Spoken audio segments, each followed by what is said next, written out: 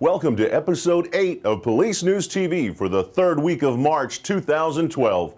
I'm your host, Paul Balmer. On this week's broadcast, a day with a wave of shootings in Chicago and an officer shot, a border agent hospitalized after a fatal car blast, New Jersey Police K-9 gets proper send-off, American police troopers invade Dublin, Ireland. These and more police news stories and the viewer-acclaimed Dumb Criminal segment. You're here now, so don't go anywhere. Police News TV, your TV news source for national law enforcement news by cops, for cops. Stand by.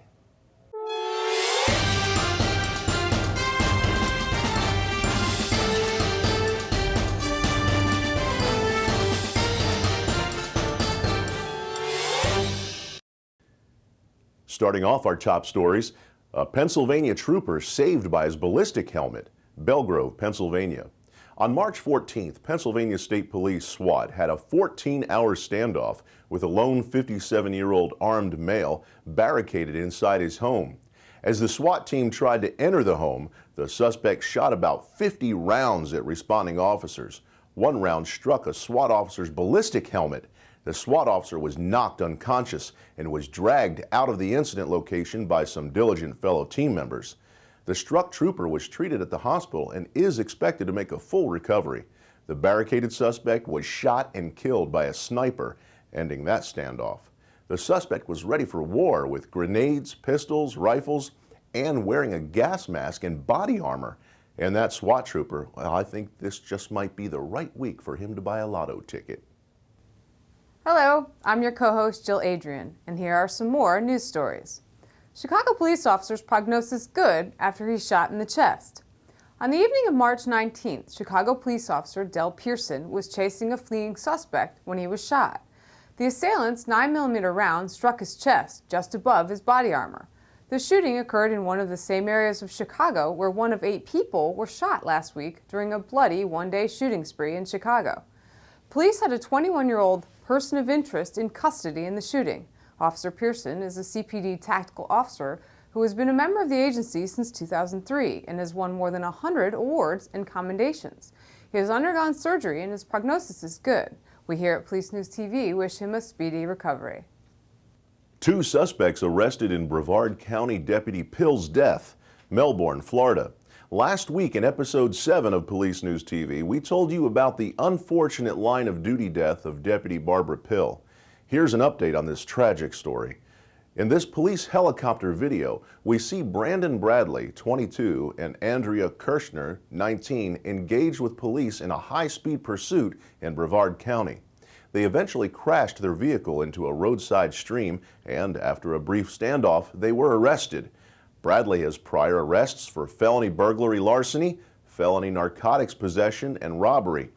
In 2011, he was charged with felony carrying concealed firearm, possession with intent to distribute cocaine, and marijuana possession. He was released by mistake from the Brevard County Jail on a clerical error involving an active warrant fingerprint record search just a month before he killed Deputy Pill. Kirchner has a criminal history of larceny, petty theft, narcotics possession, criminal mischief, and battery. Her mother said that the Kirshner family knew Deputy Pill. Bradley and Kirshner are being held without bond, and the county prosecutor will ask for death for both of them. Al-Qaeda attack on Jewish school in France, Toulouse, France. On March 19th, a lone 24-year-old Frenchman of Algerian descent entered a Jewish school and began shooting. 3 Jewish children and a rabbi were killed, and the gunman reportedly videotaped his terrorist actions. 2 days later, French police surrounded the suspect at his apartment in the area where there was a standoff. The terrorist, now identified as Mohammed Merah, had been to Afghanistan twice and had trained in the Pakistani terrorist area. He also has told police he belongs to Al-Qaeda. After a 24-hour standoff, French police have stormed the terrorist's apartment and found that he killed himself. Author and tactical trainer John Giduck was right. In his book, Terror at Beslan, A Russian Tragedy with Lessons for America's Schools, he said, Al-Qaeda could attack schools and schoolchildren as one of their next terrorist targets. Fatal car blast hospitalized California border agent, Buckman Springs, California. The San Diego County Sheriff's Office is investigating a car explosion that killed the driver and wounded a Border Patrol agent. On March 15th, a U.S. Border Patrol agent was trying to stop a suspect's vehicle near the border of California and Mexico. The agent was able to stop the vehicle on a side road, and as he approached the car, the driver blew the vehicle up, injuring the agent and killing himself. So now, in addition to worrying about them shooting at us, we got to wonder if they're going to blow their car up? The incident is under investigation, while the identity of the driver, whether there were narcotics inside, and what type of bomb or incendiary device was used are yet unknown. The agent was hospitalized with non-life-threatening injuries. San Francisco sheriff already fired after a couple of months on the job. San Francisco, California. Last month we told you about the brand new San Francisco sheriff, Ross Mercarimi, being arrested on several misdemeanor charges stemming from a domestic violence incident. This week, as part of a plea bargain deal, Mercarimi pleaded guilty to one charge of misdemeanor false imprisonment and was sentenced to 3 years of probation and a year of counseling. The mayor of San Francisco has now suspended Ross Mercarimi and replaced him with another sheriff. However, Mercarimi is refusing the mayor's actions, in spite of the fact that Mercarimi can't legally carry a gun at any time. The mayor will now bring the matter to the city's Ethics Commission to rule finally on the matter. New Jersey canine gets proper send-off upon death. Linwood, New Jersey. This is a tough story. Police officers and their canine partners said goodbye to Roscoe on March 19th as the 8.5-year-old Atlantic City police canine suffering from cancer was put down. Roscoe, who joined Atlantic City's canine unit in 2005, had a large cancerous mass in his body that began affecting his eating habits and mobility last week. Atlantic City police officer Joe Rodriguez said that his canine partner was not only a good street dog, but also brought many smiles to the children in schools that he did demonstrations for. When Rodriguez took Roscoe to be euthanized, both were honored with a full honor guard salute from officers and their canine partners from all around South Jersey. Some of K9 Roscoe's professional accomplishments included capturing Christopher Blank in 2006 after Blank shot 2 Egg Harbor Township, New Jersey officers when he fled from a motor vehicle stop. Attaboy, Roscoe. San Jose Police Officers Union sues city, San Jose, California. On March 19th, the San Jose Police Officers Association filed 2 lawsuits against the city, accusing it of lying during negotiations and prematurely ending contract negotiations in order to change pension benefits by a ballot measure by voters. First, the city said it was broke, citing the city's projected pension liability for fiscal year 2015-16 to be $650 million. In actuality, it is $250 million, and the police union feels the city did this in order to force concessions from unions. The second issue, the union says, is that any impasse between the parties under the contract must be resolved by arbitration, as spelled out under a specific section of the city's charter. The Police Officers Union says San Jose refused to bargain with its members between November 13th and when the council voted March 6th in order to place the measure on the June 5th ballot. California Supreme Court has clearly held that voters cannot override a collective bargaining agreement that was lawfully entered into between a union and a city. The union asks that the court send the parties back to the negotiating table and prohibit the ballot measure. Texas police find missing baby after 8 years. Fort Worth, Texas. In 2004, an 8-month-old baby was being cared for by his godmother when both the godmother and the baby went missing. At the time of the incident, Houston police suspected the godmother of kidnapping the baby. She left the area and vanished with the child. In 2006, the case went cold and was closed. Recently, about 150 miles away in San Augustine County, Texas, child welfare investigators received a complaint that Crystal Tanner, 26, was neglecting her 2 children. Investigators and deputies became suspicious of Tanner during their investigation. They had no idea that Tanner was the godmother, the suspect of the missing child case from Houston years before. In fact, the missing child had been removed from NCIC and the National Missing Children database. However, by a stroke of luck and some good investigative tenacity, the CPS workers learned of the 2004 Houston abduction and located the missing child. Tanner was arrested on kidnapping charges and is being held without bond. The abducted child will be formally reunited with his mother once DNA test results are confirmed. Good job to the child welfare and San Augustine County investigators. That's good work. American state police troopers invade Dublin, Ireland? Dublin, Ireland. This story was submitted by one of our viewers who is a Massachusetts state trooper. A large contingent of uniformed Mass state troopers, along with Connecticut and Maine state troopers, as well as a couple of local Massachusetts police officers, responded to Dublin, Ireland. This wasn't a mutual assistance call for extra police, but a show of international police brother and sisterhood in order to celebrate St. Patrick's Day. The American troopers and officers dressed up in their Class A uniforms and proudly marched alongside their Irish counterparts in the holiday parade in Dublin. They looked sharp, and the Irish citizens were thrilled by their presence. The U.S. troopers also took in some local scenery, and maybe a pint or two, during their trip of goodwill. But don't worry, while undertaking their grand gesture of camaraderie, they were all on vacation days and not in uniform. Good job, guys, on keeping the sister and brotherhood alive, even across continents. In our weekly segment featuring a worthy cause for law enforcement, the founder of the Blue Alert National Notification System is asking for a call to action. Tom Barry, the founder, is asking for all law enforcement officers and civilians to call on their U.S. senators and House representatives to get the National Blue Alert Act passed.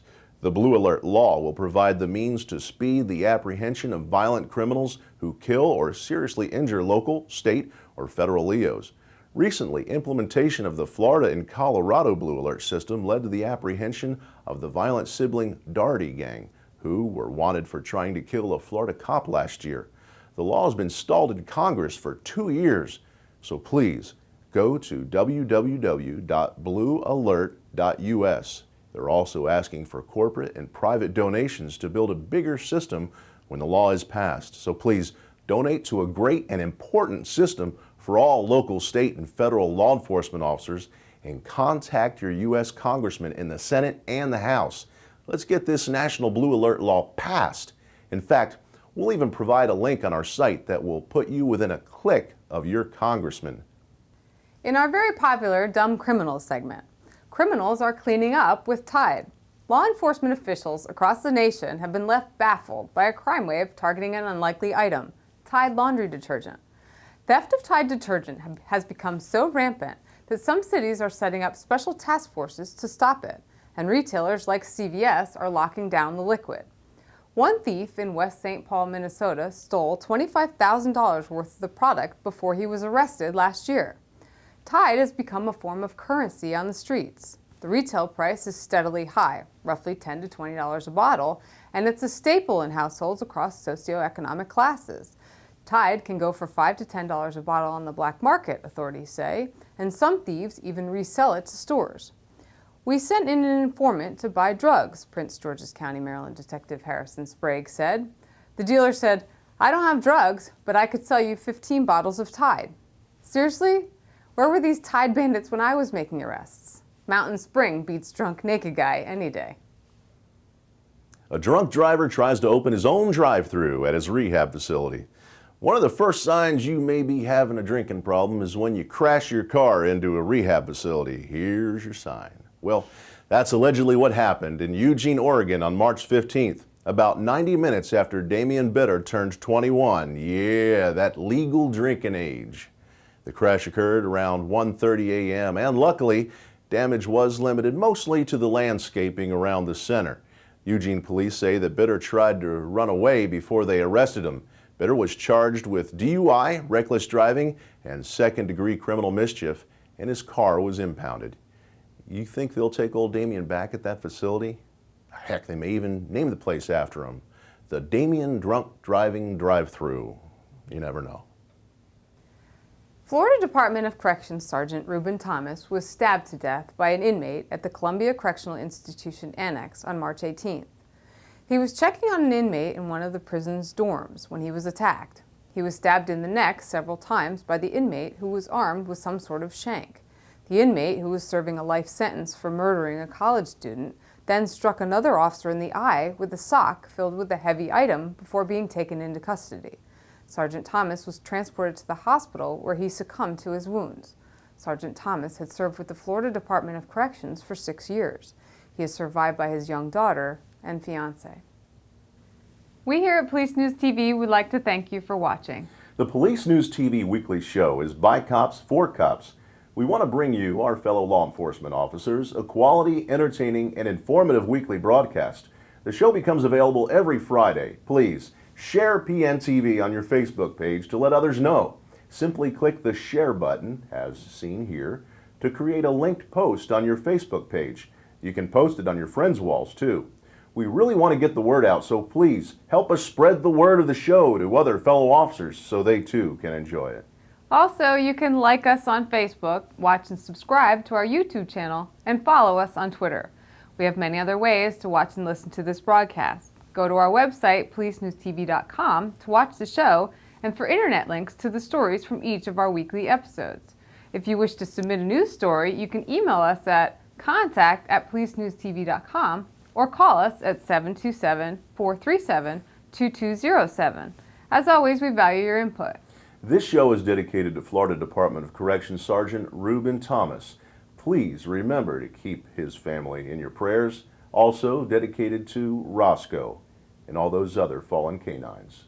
Until next time, to all our brothers and sisters in blue out there, stay safe, look out for each other, and see you next Friday on Police News TV, where we've got you covered.